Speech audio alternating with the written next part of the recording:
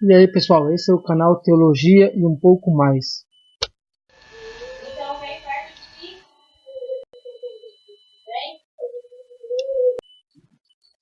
Nesse primeiro vídeo estaremos falando sobre os problemas com os pregadores atuais.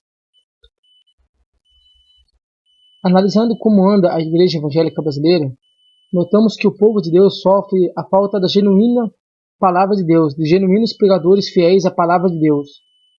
Como o apóstolo Paulo falou, no mundo há muitas vozes, vozes potentes, vozes cativantes. Mas vamos ser realistas, muitas dessas vozes não são usadas para a causa do evangelho. Aliás, isso é um outro assunto. E então, o que dizer das vozes que se ouvem no meio evangélico? Como classificar os nossos pregadores? Esse vídeo falará baseado em, primeiro, observações e também em estudos que infelizmente sofremos com a falta da exposição genuína da palavra de Deus e de alguns erros que os pregadores, não todos, cometem.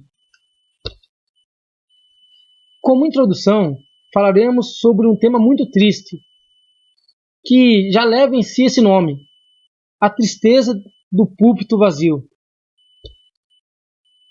Para podermos prosseguir, temos que repetir que os púlpitos das igrejas estão vazios.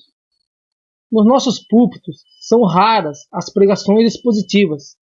São raros os temas como pecado, arrependimento, a volta de Jesus, o inferno, a santificação. O que se observa por aí são heresias, triunfalismo, determinismo, liberalismo, humor descomedido, etc. Mas, e quanto ao comportamento dos pregadores? Quais devem ser evitados? Vamos falar então sobre o que um pregador não deve fazer. Em primeiro lugar, o pregador não deve gritar.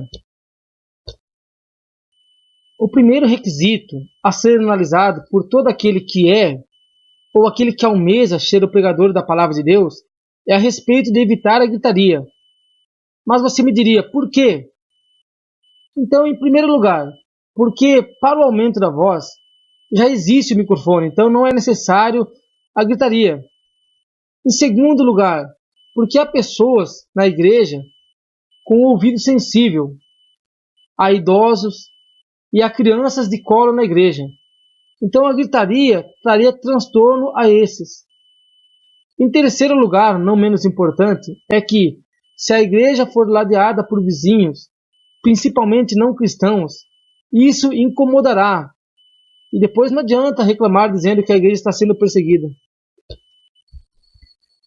Como essa própria imagem diz, o seguinte tema a ser tratado que os pregadores devem evitar é o uso demasiado do humor, ou seja, evitar o uso demasiado do humor. Um segundo ponto a se pensar é que os pregadores devem evitar usar o humor em demasia, ou seja, não é proibido usar de humor, o problema é a falta de equilíbrio. Pregar não é contar piadas, não é fazer caretas, ou ter comportamentos cômicos. Então, se for necessário, use do humor, porém, use com sabedoria. Você que está assistindo esse vídeo, diga para o irmão que está do seu lado.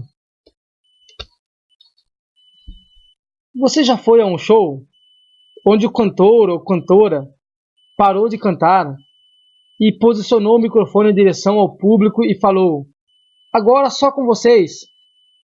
No show é até legal, mas você sabia que isso acontece em muitas pregações? Quando o pastor pregador diz para proferirmos palavras para o irmão do lado, do outro, da frente, de trás. Sobre isso, devemos pensar primeiro: não sou eu que devo pregar, mas ele.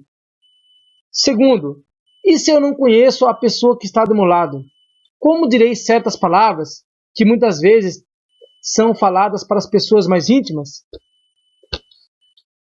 Baseado no que estudamos, a nossa oração é a seguinte: que Deus levante pessoas interessadas em pregar a pura e genuína palavra de Deus. e que os pregadores sejam sábios em suas atitudes, e que toda a glória que disso decorrer seja somente dele. A Deus seja a glória.